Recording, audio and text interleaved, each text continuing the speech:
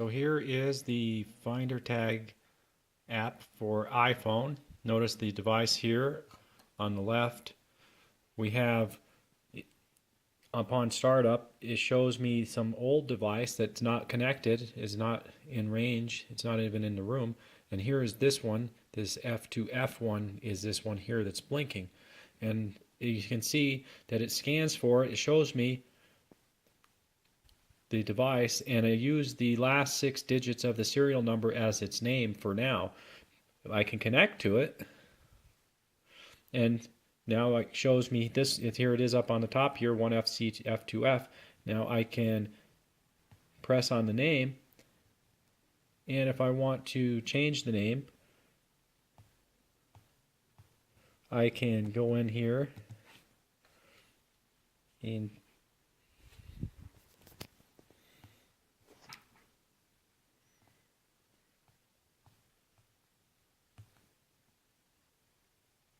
I can save the name. It saves the name to non-volatile memory. So if you turn your it'll remember the name, and you come back here, you can see that's changed the name to keychain. Come over here, you can change the name to keychain. And what's really nice is I can disconnect, and when I disconnect, it will save the GPS coordinates to the user defaults and or non-volatile memory, whatever it is on the Android. Now if I'm looking for my keychain, I can't find it. It's not in range, it's not connected. Well, this one is in range, you can see, but say it wasn't, I could press on this map button and it'll show it'll show the last spot that it was connected. See there, and it's my iPhone isn't giving me my accurate location apparently, because right now they should be in the same spot because it just was at that spot. So I can go back, and you can see the device is advertising or broadcasting itself. It's connected, or it's not connected, but I can connect it again. And if I want it to beep, it'll beep, and this is the device beeping. And that way, if I lost my keys and it's in range, I can press the button with the beep button, and it'll beep. Or if I'm over here, you can't really see it, but there's a button there. I can press that button, and that was my iPhone making a noise. In case I lose my iPhone, I can press the button on the keychain and find my iPhone. But let's say I lost my keys in a parking lot or something, or out in a park. I can report my device missing, and I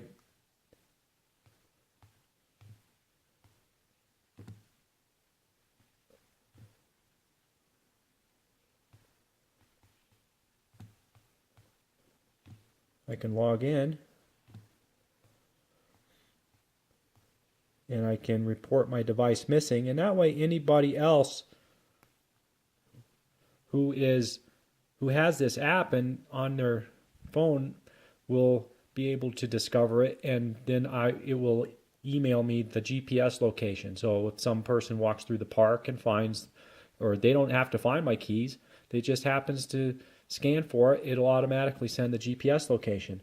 And if I want, and so the status right now, as you can see, there's no status. It's because I haven't change the status. This is the first time, so the status field in the database is blank, because this is what this is showing is the status field of the database. So I can change the status to missing. And actually, I had a glitch there. It shouldn't have been showing me the reward.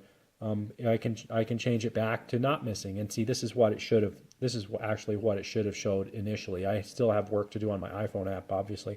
Well, let's say I did lose my keys, and so I will update the status to missing.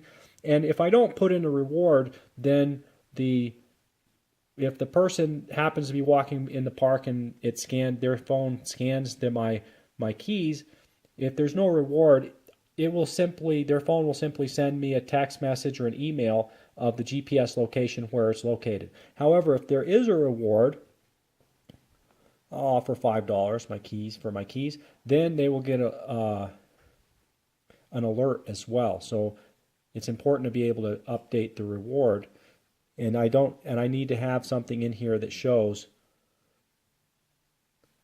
that the update of the reward did happen. It did happen, and I can tell because when I go right here on this original screen, it automatically goes to the database if I'm logged in and retrieves the reward. So it's pretty simple.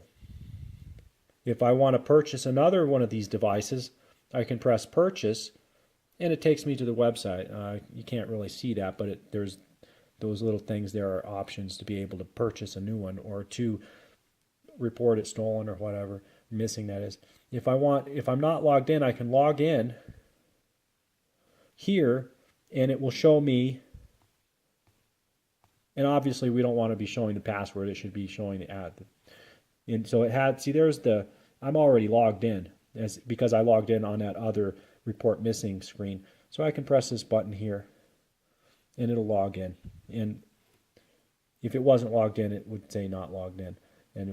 But at any rate, so that's good. And then the disconnect, as I illustrated earlier, pretty simple. Overall, it's pretty simple. And if I press a disconnect, and I come back here, from then on, if it scans it again, it discovers it, it won't connect to it automatically.